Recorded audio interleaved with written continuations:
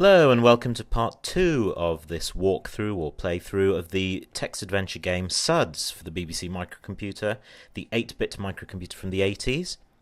So let's continue to explore the exterior of the farmhouse.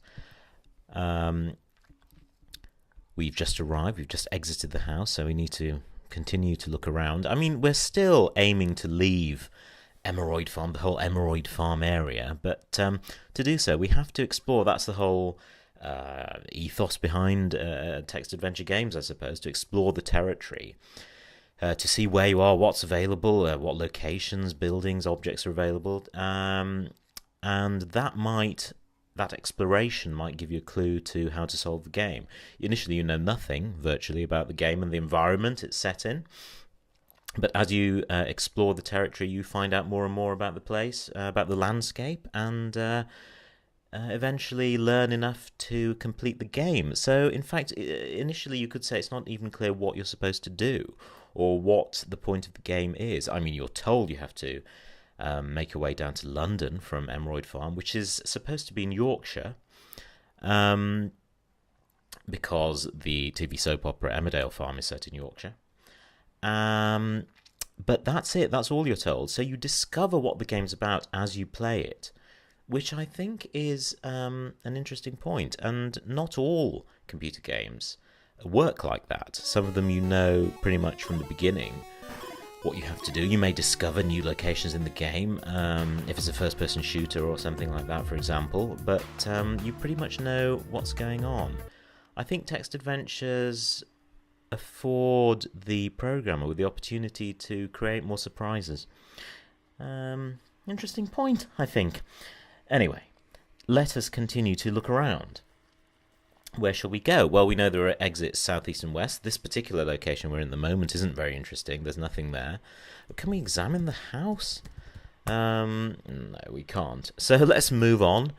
So we've just moved east, and we are told you're in the farmyard. Exits are north, south, east, and west. Weren't we just in the farmyard? Strange. What's going on? Let's try moving north.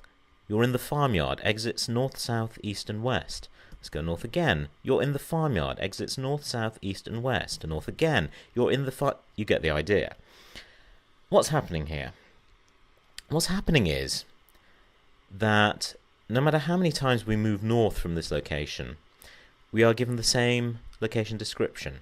What does that suggest? Let's try moving in a different direction and see what happens then. Let's try moving south. You're in the farmyard. To the east is a barn. Other exits are north, south, and west. It's a pleasant day. So far.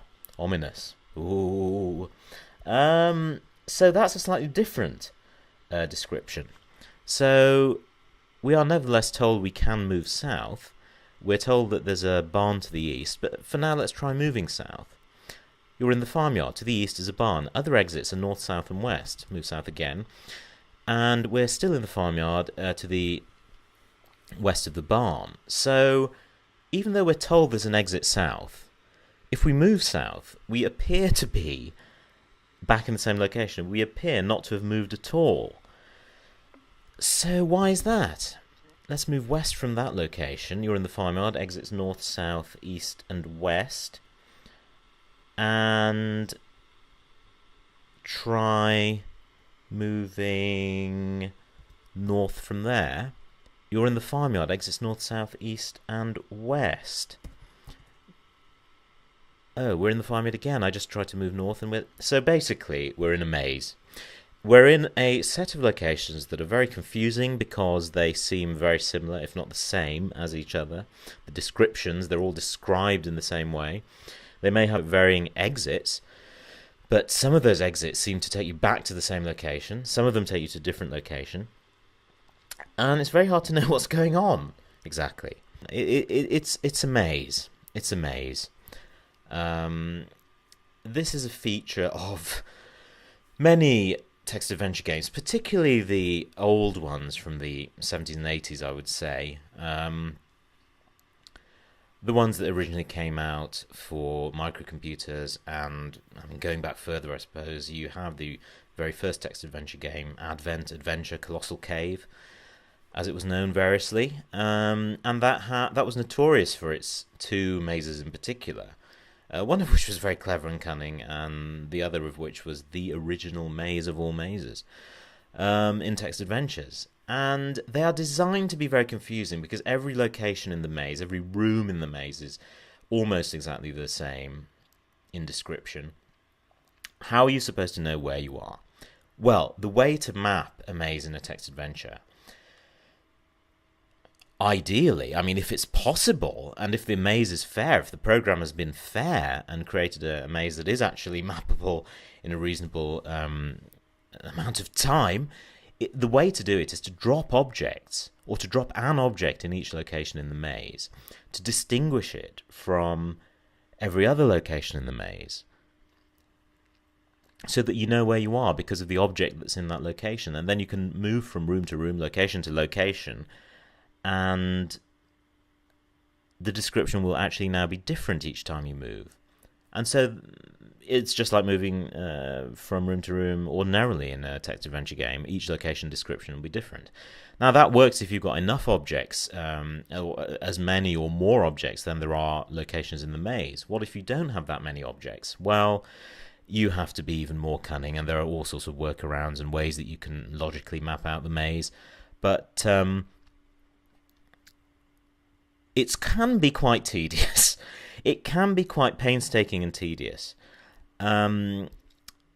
because you have to be so precise, and you have to be absolutely sure that each location, when you get to it, you then test every single exit from that location to work out where that exit leads. Otherwise, you haven't comprehensively mapped the maze, and you may be missing locations. You may have missed a location in the game which might be vital. So you have to know exactly how each room in the maze connects to every other room, and that means testing every exit in each location. So in each location you have to test every exit route to another location. So in other words, you have to try going north, south, east and west. In some games you can also go in the other compass directions, the intermediate compass directions, northeast, southeast, southwest and northwest.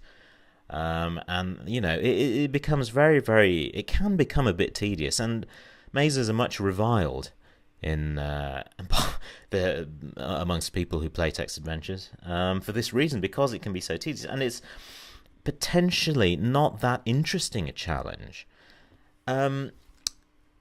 because it's simply mechanical work and can be very frustrating, particularly if you don't have enough objects to drop and map the maze with. Now, this maze that we're playing now in Suds has the potential to be very annoying if it weren't for the fact that there's a very odd command provided by this game, and it's the location command. And when you type it in, you're told the location number, which is a purely programmatical thing. It's of no real interest in the world simulation that the text adventure game is trying to maintain or create. It's simply there for the program itself, the computer program itself, to identify a room and distinguish one room from another. So this is an internal variable that the program uses to identify one room, distinguish one room from another. And yet we have access to it. And this is not usual in text adventure games, as far as I'm aware. And it, in fact, defeats the whole object of having a maze in a text adventure game, because wherever you go in the maze now, you can just simply type the location command and find out where you are. For example, I just went east and typed loca, short for location, and I was told you're at location 8. And so I know exactly where I am. And I can map the maze just by typing location. Now, you could say that this was just an option to speed things up for the impatient gamer, which is true, and I appreciate it, but it does kind of make it easier and perhaps is irresistible to most players, because who would sit there tediously mapping a maze if you knew this command was available? By the way, I only did know that this command was available because I had the benefit of looking at a very useful website called acornelectron.co.uk, I believe, which is where I got the information about this game in the first place. Well, not in the first place, but for this playthrough, this is where I looked initially to sort of swat up on the game.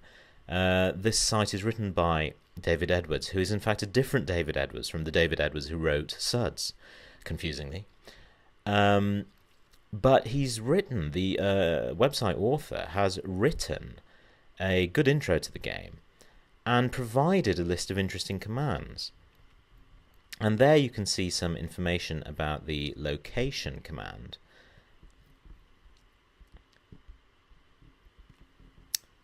One command which adventurers, I presume, might find useful is location, which gives you your current location number and can be used in helping make a map of the playing area. Indeed, that's very true. It is very useful to have that command at your fingertips. And that's how I mapped the maze, because I didn't want to get frustrated dropping objects and so on. I wanted to sort of do the more interesting and fun parts of the game and see those and play those and solve those puzzles rather than tediously mapping out a maze. Anyway, that's mazes. I may have more to say about that, I don't know. For now, I will use my location number knowledge to take us to some interesting parts quickly. So, you are in a smelly barn. The door is to the west. You can also see a bucket. Let's examine the bucket. And it says there's nothing of interest. However, the author wouldn't have put the bucket there, I suspect, if it wasn't important.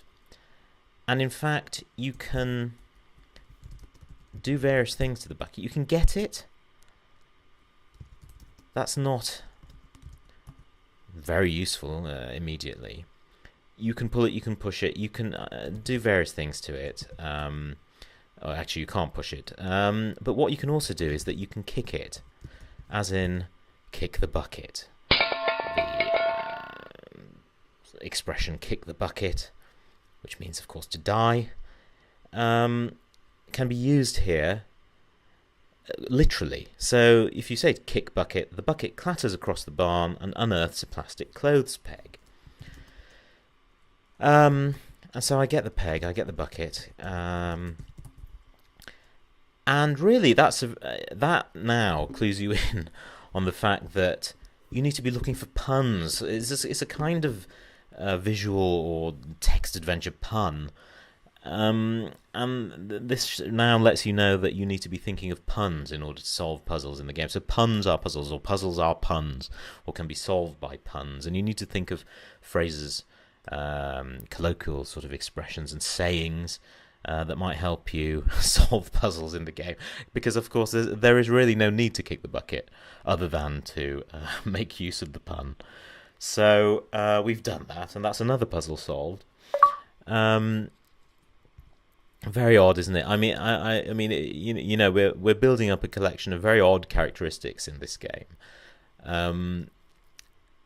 which are nevertheless adding up to something quite amusing, an experience that's quite amusing and inventive in its own way, if kind of groan-worthy. You know, oh, kick bucket, and then something happens, and it's because it's a pun, oh, ha ha, kind of thing. You know, you love it and hate it at the same time. Anyway, let's carry on. I tried to go west, and I accidentally typed WW, and I was told, lad, you do talk funny. Try some other words if you know any. And so that's how the parser admonishes you in the Emeroid Farm part of the game if you type something it doesn't understand. Again, very amusing. So let's go west again. I'll just check what location I'm in. I'm using the map that I made of this game to navigate. Let's go south, and we find ourselves, you are standing by a hayrick. Exits are north, south, east, and west. Let's examine the hayrick. Lucky, you've found a needle in a haystack. So yes, puns galore. I just checked my inventory now, and I picked up the needle and checked my inventory, and I find I've got an increasingly long collection of miscellaneous objects, which are very unlikely. But there you are. That's Suds for you. Let's go. I went west and west again. You're in the farmyard. Exits north, south, east, and west. Sniff. There's a strange smell here, and it's not you. Well, thanks. No need to sort of insult me there. What is the smell? Can we smell the smell? No, it doesn't understand. Let us see what we can do. What I'm actually going to do is save our position here. And I'm going to do that for a good reason. I'm going to go south. You're standing by cesspit. The smell is overwhelming. Exit north. You can also see a wriggling worm. You're getting dizzy. Thud! The pong was too much for you. You're carried back to the kitchen to recover. The frog hops it again. The frog is persistent, isn't he? He really wants to get through to the AA, the Automobile Association, to get his traffic report or whatever it was. He's a crazy frog. I'm a crazy frog. Do you remember that? Never mind.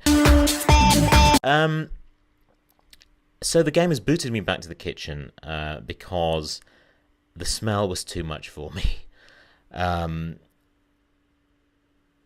And so that's another puzzle that needs to be solved. Fortunately, we in fact saved our position, so we can actually rewind to the moment just before we went south into the awful fug or smell, and this time we can do something to avoid our fate. And what can we do? What can we do to avoid a smell? What objects do we have that might possibly be of use? Well, we have a clothes peg, of course. So what we can do is we can wear the peg, and I presume we're wearing it on our nose to prevent us from suffocating from the smell, although it won't prevent us from suffocating generally unless we breathe through our mouths, and we have become mouth breathers, which is, again, not very pleasant, but not a very flattering way to play the game, but there you are. We can now go south, as I just did. You're standing by a cesspit, the source of the smell. The smell is overwhelming. Exit north. You can also see a wriggling worm. Doesn't sound like a very nice object to pick up, but nevertheless we pick it up because we can't seem to do anything else with it at the moment. And in text adventures, you pick up everything that you possibly can. You never know when you might need it. Remember we just picked up a needle? Well, do you? I do. And I'm going to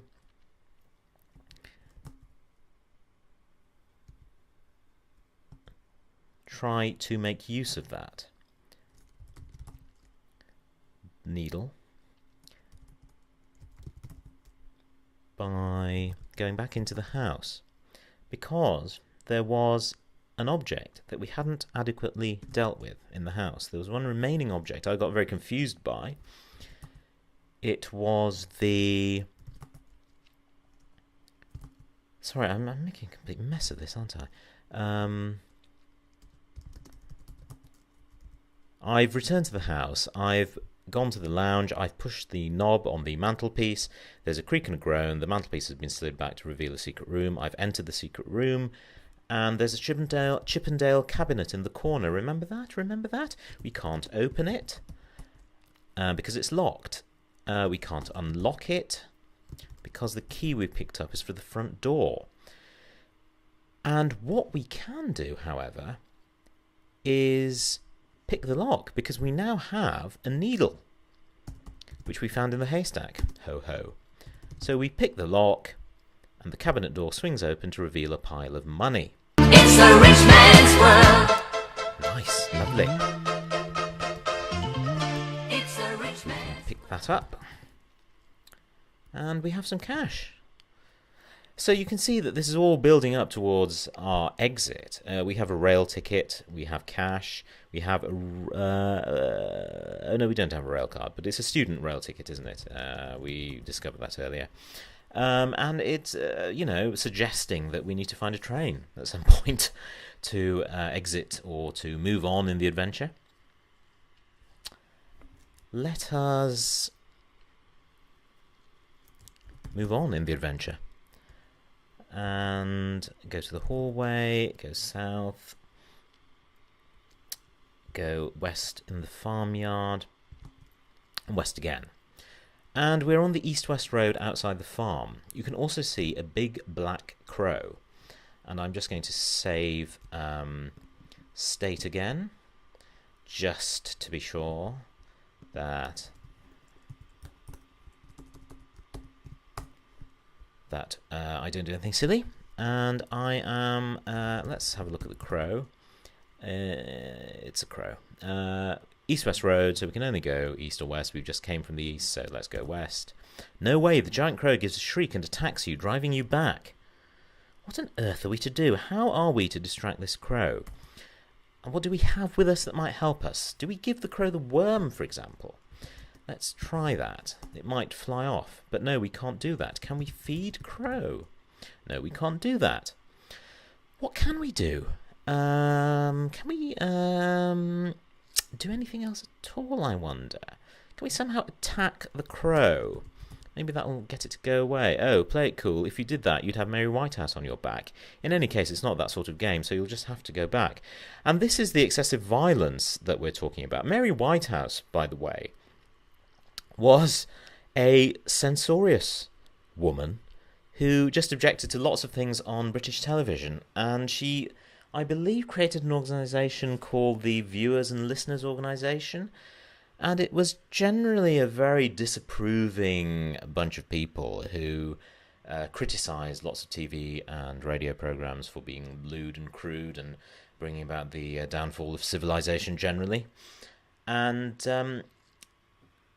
this game, Suds, invokes the spirit of Mary Whitehouse if you try to be too violent. I guess because, back to simulating a soap opera again, if you were in a soap opera, you couldn't be too violent. You can't show blood and gore on primetime British TV, or not excessive blood and gore, and you can't show excessive violence. And as this is a soap opera simulating text adventure, to a point, you can't do it here either, or so the author of this game has decided. And Mary Whitehouse doesn't approve if you try to hit the crow. We're sent back to the bedroom. And I'm not going to accept that, Mary. I'm just going to reload our save position using the emulator, which can save the state of the entire BBC Micro Virtual Machine, which is very handy in situations like that. And what, in fact, you have to do in this location is throw the stone. I think you can say stone the crow, but I think you can probably just say throw stone, which is more naturally what you would say. And if you say throw stone, core, you've stoned the crow. With a startled shriek, it flies off, leaving the road to the west clear. Stone the crows, which I thought was an Australian expression. Stone the flaming crows. But it's used here, and perhaps it's just generally English. Stone the crows is the pun you have to make use of to solve the puzzle of the crow. And now the road west is clear. You're on the east-west road outside the farm. Incidentally, do you always walk around with a peg on your nose? What if I just say yes to that question? No, it can't. Okay, we'll just remove the peg just in case, because it's kindly reminded us that we've got a peg on our nose, which is funny, in a way. I've gone west again. You're on an east-west road fringed by trees. Paths lead off north and south. And that's the end of part 2 of this walkthrough. I'll see you in part 3.